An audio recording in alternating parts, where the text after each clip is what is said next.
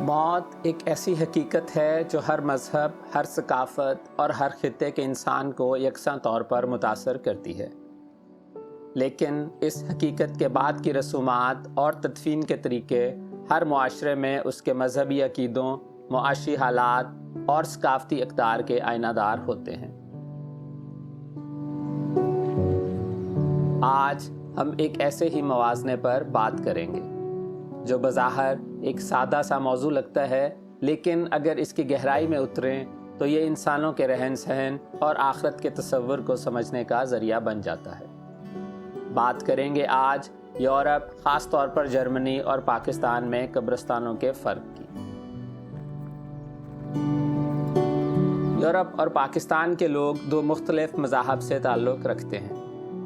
अगरचा ईसाई मज़हब में भी मुर्दों को दफनाया जाता है, लेकिन जहां मुसलमानों के कब्रिस्तान सादगी का एक मंज़र पेश करते हैं, तो वहीं पर जर्मनी के कब्रिस्तान कभी कभी आपको आर्ट का एक ऐसा शाहकार दिखाई देते हैं कि अक्सर मैं इस सोच में पड़ जाता हूं कि क्या कब्रिस्तान भी खूबसूरती के लिए एक नुमाइश की जगह है।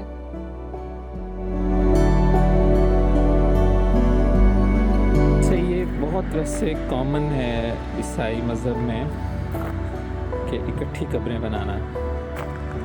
जैसे ये 5 लोगों की कब्रें हैं, सारे 3 लोग स्टेकर फैमिली से हैं और 2 पुटनिंग से। बेसिकली लोग तो नीचे दफन हैं, ये ऊपर बस डेकोरेशन की हुई है। लोग आते हैं यहाँ पे, उनके चाहने वाले रिश्तेदार, और आके इस तरह की खूबसूरत चीज़ें यहाँ पे प्लांट करते हैं। बेसिकली एक याद ही है।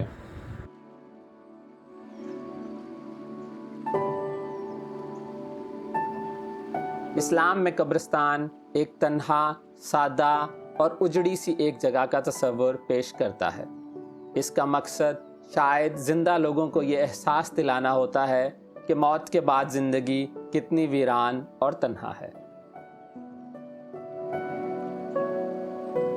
इसके बरअक्स जर्मनी के कब्रिस्तानों में आपको बहार के फूलों से लेकर तरह तरह की चीज़ें नज़र आएंगी।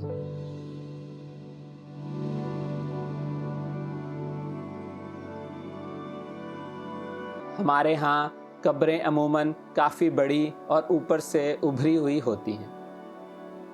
इन्हें ईंटों और सीमेंट से मजबूत कर दिया जाता है। हैसियत के मुताबिक उसके ऊपर संगमरमर या सीमेंट की बनाई तख्ती लगा दी जाती है, जबकि जर्मनी या यूरोप में मुर्दे को ताबूत समेत दफन किया जाता है, जबकि कब्र के ऊपर वाली जगह को किसी हमवार पत्थर या मिट्टी से बराबर कर दिया जाता है। हाँ, लेकिन तख्ती अक्सर किसी बड़े पत्थर की बनाई जाती है, जिनमें ज़्यादातर सलीब का निशान भी मौजूद होता है।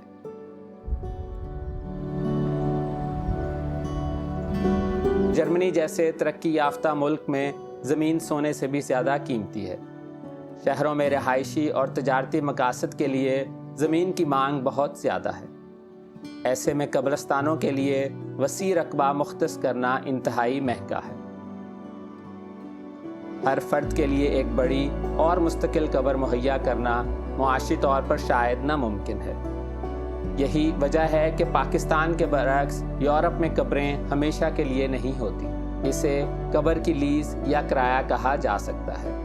आप कब्र के इस्तेमाल के लिए 20, 25 या 30 साल की मुद्दत के लिए किराया अदा करते हैं। जब ये मुद्दत ख़त्म हो जाती है और अगर ख़ानदान इसे दोबारा से रीन्यू नहीं करता, तो कब्र को खाली करके दूसरे फ़र्द को दफनाया जा सकता है। ये तस्वुर पाकिस्तानी कल्चर के लिए हैरत अंगेज़ और शायद कुछ के लिए तकलीफ़देह हो, लेकिन इन मुल्कों में ज़मीन की कमी का यही एक हल है। ये दीवार के बिल्कुल साथ पौधों को जो यहाँ पे हैं पानी डालने के लिए जगह बनी हुई है। आए यहाँ पे आके इस पॉट में आप पानी डालें, कब्र पे दें और उसके बाद खाली करके यहाँ पॉट रख दें। 20वीं सदी के स्टार्ट और फिर दरमियान में जर्मनी ने 2 जंगों में हिस्सा लिया। पहले 1914 से 1918 तक और फिर 1939 से लेकर 1945 तक जर्मनी और आसपास के इलाके के लोगों ने دونوں بڑی جنگوں میں حصہ لیا۔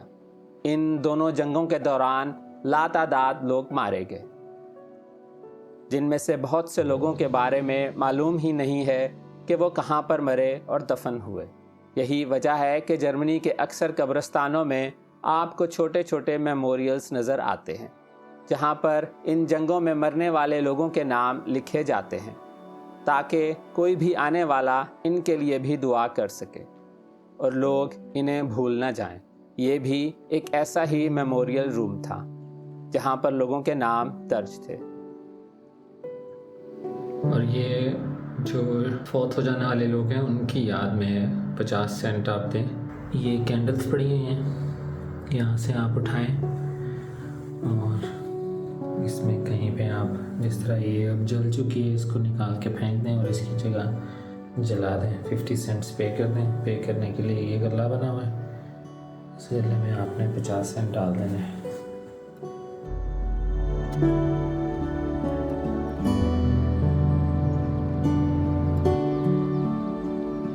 یورپی قبرستان ایک طرح کے پارک ہوتے ہیں، انتہائی صاف ستھرے، خاموش اور پرسکون۔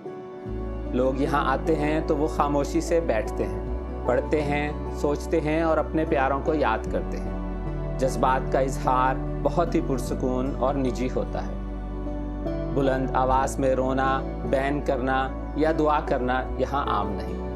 ان قبرستانوں میں پھول بھی چڑھائے جاتے ہیں، لیکن وہ عام طور پر گملوں یا چھوٹے پودوں کی شکل میں ہوتے ہیں، جنہیں قبر کے قریب رکھ دیا جاتا ہے۔ تازہ پھول بھی اگر لائے جائیں تو انہیں بہت سلیقے سے سجایا جاتا ہے۔ عیسائی عقیدہ یہ ہے کہ موت کے بعد روح خدا کے پاس چلی جاتی ہے۔ جسم صرف ایک عارضی خول ہے جس کی اب روح سے کوئی خاص وابستگی نہیں۔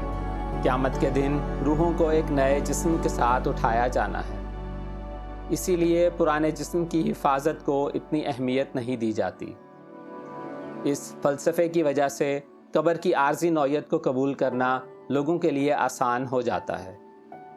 جسم فنا ہو چکا اور قبر اب دوبارہ استعمال ہو سکتی ہے۔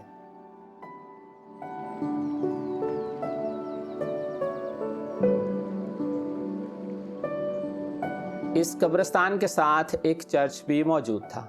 پتھروں سے بنی اس کی دیوار اس بات کی نشاندہی کرتی تھی کہ یہ کافی پرانا چرچ ہے۔